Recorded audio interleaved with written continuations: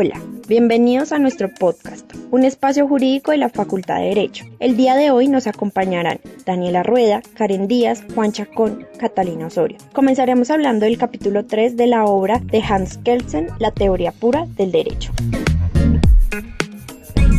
En esta primera parte denominada el positivismo jurídico del siglo XIX, Kelsen se esfuerza por hacer una oposición a la doctrina conservadora que ha forjado la concepción del derecho basado en el derecho natural. Por lo tanto, cuando esta teoría estaba en auge, la filosofía ocupaba un carácter esencialmente metafísico y se encontraba la monarquía absoluta de manera predominante. Sin embargo, existe un hecho trascendente y es cuando la burguesía liberal traslada esta ideología al siglo XIX. Allí se genera una reacción totalmente contradictoria, especialmente hacia el derecho natural, y este desencadena que los burgueses abandonen el derecho natural y se encaminen hacia el positivismo. Como consecuencia, el derecho ya no se considera eterno y absoluto, sino que por el contrario cambia de acuerdo al contexto. No obstante, la idea de un valor absoluto no ha desaparecido. Aún subsiste la idea moral de justicia que el positivismo ha abandonado, donde la justicia y el derecho siempre están entrelazados, ya que un orden positivo debe ir encaminado hacia un derecho equitativo y justo.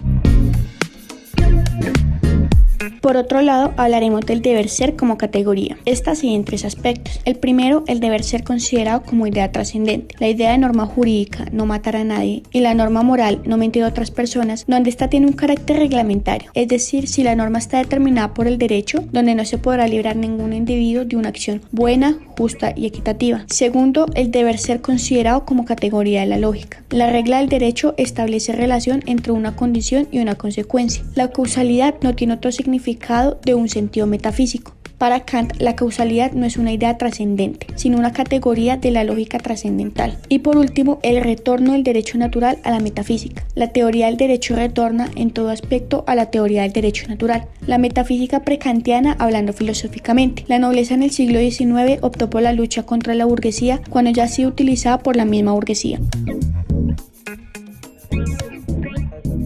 Para continuar voy a hablar del derecho como orden coactivo, pero me gustaría comenzar explicando o diciendo cuál es el significado de la palabra coactivo: represivo, restrictivo o coercitivo. En otras palabras, es la presión que se ejerce sobre alguien haciendo uso de la fuerza o de la autoridad para impedir o limitar cierta acción o para obligarle a asumir determinada conducta. Ya conociendo esta definición, voy a darle paso a uno de los subtemas que encontramos del derecho como orden coactivo, y este es la sanción. En la categoría del deber ser o de la norma nos da tan solo el concepto y no la diferencia específica del derecho. Cuando hablamos de la sanción, lo podemos definir como un castigo. En palabras más específicas, es la regla del derecho con la consecuencia imputada a la condición es un acto coactivo, que consiste en la privación forzada si es necesaria, y en el marco estatal, la sanción se presenta bajo lo establecido dentro de un país. Ahora, hablando más en lo moral, al contrario del derecho, estas no se prescriben ni se autorizan sanciones respecto a los actos de conducta humana calificados inmorales. Acá no hay una sanción como tal, se va más bien a lo religioso, a lo espiritual. En los pueblos primitivos, la sanción se puede ver como la muerte, la enfermedad, la derrota militar o la mala cosecha.